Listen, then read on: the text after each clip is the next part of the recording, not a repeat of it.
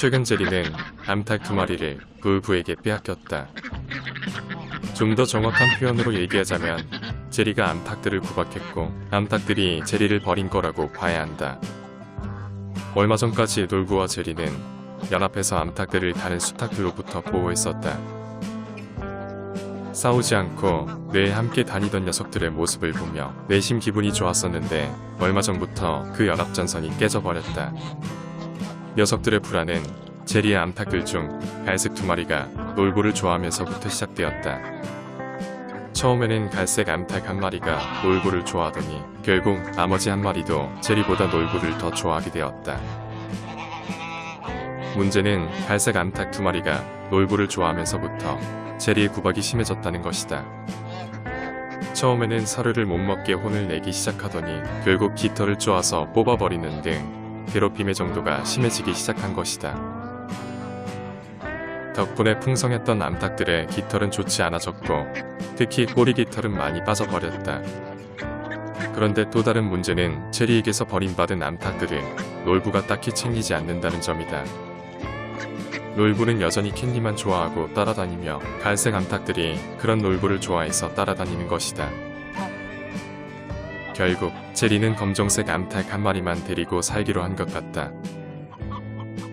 제리는 갈색 암탉들에게 냉정하게 대하는 만큼 검정색 암탉을 더 좋아하고 챙기는 모습을 보이고 있다.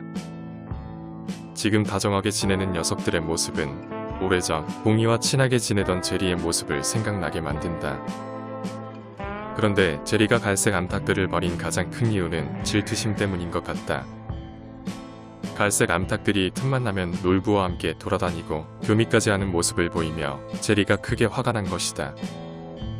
질투심이라는 것은 인간만이 가질 수 있는 특별한 감정이라고 생각했는데 제리의 행동을 지켜보며 그게 아니라는 생각이 든다. 상황이 이렇게 되자 놀부는 뜻하지 않게 암탉 3마리를 거느린 수탉이 되었다. 캔디를 젠틀하게 대하는 놀부의 모습을 보고 갈색 암탉들도 놀부를 따르게 된 것이다. 갈색 암탉들은 밤이 되어서도 자신의 닭장 안으로 쉽게 들어가지 못한다. 그동안 해가 질 무렵이 되면 내가 제리 가족에게만 따로 사료를 챙겨주었고 모두가 사이좋게 사료를 나눠 먹었다. 하지만 지금은 제리와 검정색 암탉만 사료를 먹고 있고 갈색 암탉들은 들어갈 기회를 엿보고 있는 것이다. 아마도 녀석들은 제리와 검정색 암탉이 먹고 남은 것을 먹기 위해 기다리고 있는 것 같다. 한참 뒤 기회를 엿보던 암탉들이 닭장 안으로 들어간다. 한 마리는 제리의 구박이 무서워서 횃대 위로 올라가 버렸고 다른 한 마리만 남아있는 사료를 먹는다. 한편 태양이와 이브의 관계에도 나름의 문제가 있다는 걸 알았다. 암탉들이 태양이 대신 이브를 따르기 시작하자 태양이가 암탉들을 구박하기 시작한 것이다.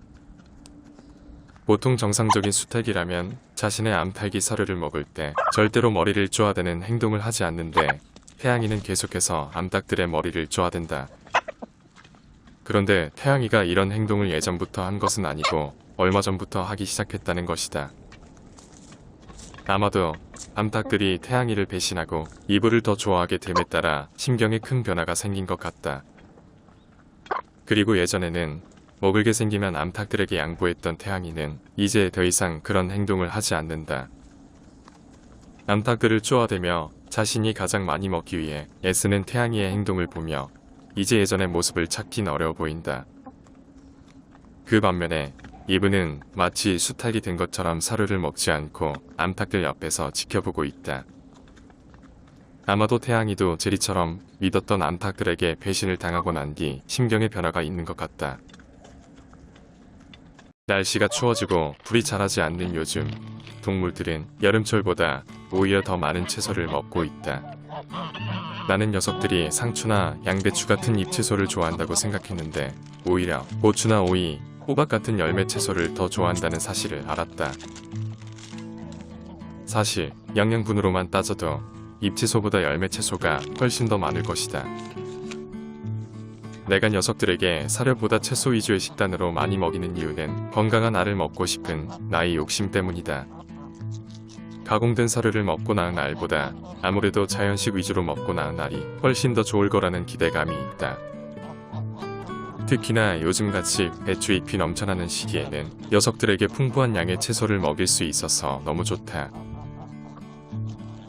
김정철의 배추는 다른 계절의 배추보다 훨씬 더 맛있다는 사실을 동물들도 잘 안다. 매일 아침 다 먹을 수 없을 것 같은 많은 양의 배추잎을 주지만 저녁 무렵이 되면 모두 흔적도 없이 사라진다.